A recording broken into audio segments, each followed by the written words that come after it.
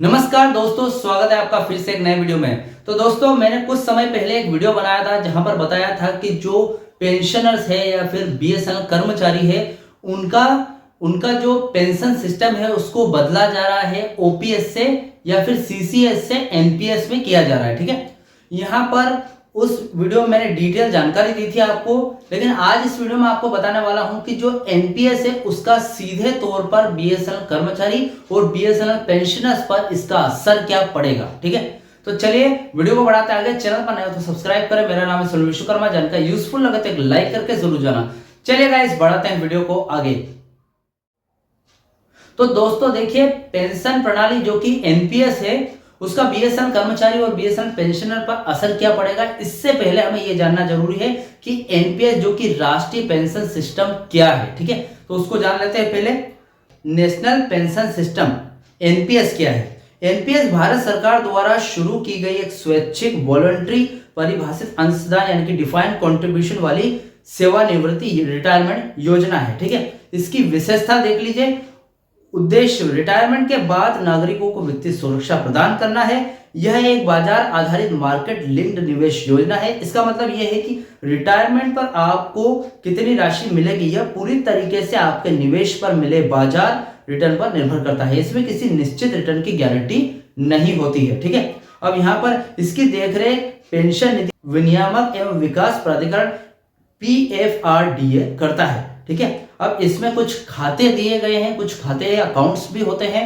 उसके यहाँ पर प्रकार देख लेते हैं कितने प्रकार के अकाउंट होते हैं। पहले टीयर 1 खाता यानी कि टीयर 1 अकाउंट, यह अनिवार्य सेवानिवृत्ति खाता है, रिटायरमेंट खाता है। इसमें जमा पैसा 60 वर्ष की आयु से पहले शर्तों के साथ ही निकाला जा सकता है। अब टीयर 2 खाता, टीयर 2 अकाउंट, यह एक स्वैच्छिक बचत खाता है। इसमें जमा राशि को कर्मचारी कभी भी निकाल सकता है। ठीक है, अब रिटायरमेंट पर नियम भी है कुछ, वो भी देख लेते हैं। जब कर्मचारी 60 वर्ष की आयु में रिटायर होता है तो वह कुल जमा कोष यानी कि कॉर्पस का 60% तक एक मुश्त लमसम निकाल सकता है जो कि कर मुक्त टैक्स एक्सेम्प्ट होता है।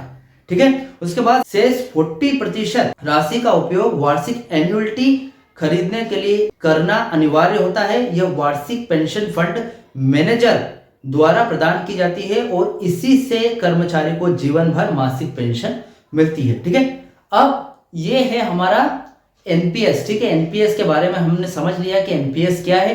अब देखते हैं एनपीएस का कर्मचारी और बीएसएनएल पेंशनर्स पर क्या असर पड़ता है। ठीक है, बीएसएनएल यानी कि भारत संचार निगम लिमिटेड के संदर्भ में एनपीएस का असर थोड़ा सा जटिल है, क्योंकि बीएसएनएल के कर्मचारी दो अलग अलग पेंशन योजनाओं के अंतर्गत आते हैं।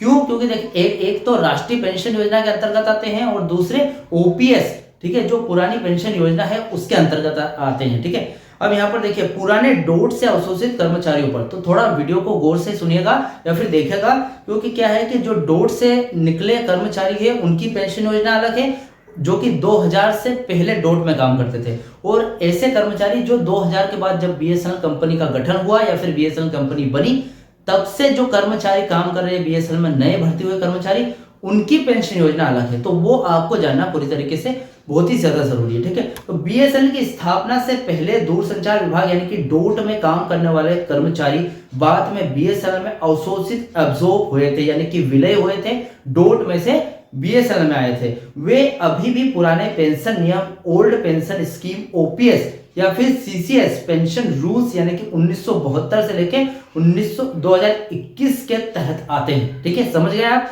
उसके बाद असर देखिए, एनपीएस का इन पर सीधा असर नहीं पड़ता है, क्योंकि उन्हें केंद्र सरकार के सामान्य पेंशन नियमों के तहत परिभाषित लाभ यानी कि डिफाइंड बेनिफिट वाली पेंशन मिलती है, यानी अंतिम पेंशन 50% के करीब। ठीक है, लास्ट जो रिटायरमेंट से पहले पेंशन मिलती है वो 50% के करीब यहाँ पर जो सैलरी मिलती है, सॉरी, जो आपको सैलरी मिलती है लास्ट रिटायरमेंट से पहले, उसके तहत जो पेंशन आती है वो 50% के करीब आती है। ठीक है, अब हमने ओल्ड पेंशन, जो ओल्ड पेंशनर्स है उन पर एनपीएस का असर देख लिया है। अब जो नए वाले जो बीएसएनएल में नए भर्ती करके आए हैं उन पर असर देखते हैं। ठीक है, बीएसएनएल में 1/10/2000 के बाद भर्ती हुए कर्मचारियों पर, बीएसएनएल की स्थापना के बाद 1 अक्टूबर 2000 के बाद भर्ती हुए कर्मचारी सीधे बीएसएनएल के कर्मचारी माने जाते हैं। इन पर एनपीएस का असर कुछ इस तरीके से होता है।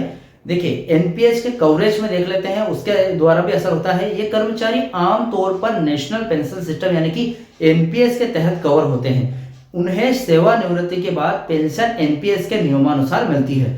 सुपर एन्युएशन पेंशन यानी कि एसएपी का एनपीएस में बदलाव, ये वीडियो मैंने बना चुका हूं भैया, मैं पहले चैनल पर आप चेकआउट कर लीजिएगा। मैंने एनपीएस से आपका जो एसएपी है सुपर एन्युएशन पेंशन योजना, उसको एनपीएस में बदला जा रहा था, उससे रिलेटेड एक वीडियो बनाया था, डिटेल वीडियो था, आप चेकआउट कर सकते हैं। बीएसएनएल प्रबंधन ने कर्मचारियों के लिए मौजूदा यानी कि सुपर एन्युएशन पेंशन एसएपी लाभ को एनपीएस में बदलने का भी डिसीजन लिया है। यह एक महत्वपूर्ण बदलाव है जिससे कर्मचारियों के रिटायरमेंट फंड की व्यवस्था बाजार आधारित एनपीएस के तहत आ जाती है। तो यहाँ पर मैंने कुछ मोटा मोटा सा बताया आपको, लेकिन डिटेल वीडियो चैनल पर आप चेकआउट कर सकते हैं। पेंशन अंशदान, पेंशन कंट्रीब्यूशन, बीएसएनएल के कर्मचारियों के लिए पेंशन अंशदान उनके वास्तविक मूल वेतन यानी कि एक्चुअल बेसिक पे के आधार पर वसूलने का निर्णय लिया गया है, न कि उनके वेतनमान की अधिकतम सीमा के आधार पर। कर्मचारी संघों का लगातार यह मुद्दा रहा है कि एनपीएस पेंशन भोगियों के लाभों को 7वें वेतन आयोग यानी कि 7th सीपीसी का वेतन संशोधन वेज रिवीजन के तहत संशोधित किया जाना चाहिए, लेकिन इस पर अभी भी संघर्ष जारी है। ठीक है, हालिया राहत यूपीएस लाभ भी यहाँ पर जुड़ा हुआ है। यहाँ पर यूपीएस लाभ के बारे में भी जान लेते हैं। केंद्र सरकार ने हाल ही में एनपीएस के तहत आने वाले कुछ सेवानिवृत्त सरकारी कर्मचारियों को यूनिफाइड पेंशन स्कीम यानी कि यूपीएस के तहत अतिरिक्त लाभ दिए हैं। यह लाभ एनपीएस से मिलने वाली कम मासिक पेंशन की भरपाई के लिए एक टॉपअप के रूप में होता है, ताकि उन्हें न्यूनतम मासिक पेंशन की गारंटी मिल सके। बीएसएनएल के वे कर्मचारी जो केंद्र सरकार के अधीन थे और एनपीएस के तहत रिटायर हुए थे, वे भी इस यूपीएस लाभ का दावा कर सकते हैं, जिससे उनकी मासिक पेंशन में कुछ हद तक सुधार हो सकता है। ठीक है, एनपीएस ने बीएसएनएल में 1/10/2000 यानी कि 1 अक्टूबर 2000 के टाइम पर के बाद भर्ती हुए कर्मचारियों के लिए पारंपरिक गारंटी शुदा पेंशन ओपीएस को बाजार आधारित पेंशन एनपीएस में बदल दिया है, जिससे रिटायरमेंट के बाद भी वित्तीय सुरक्षा बाजार के प्रदर्शन पर निर्भर हो गई है। ठीक है, तो आज आपने पूरी तरीके से जान लिया कि जो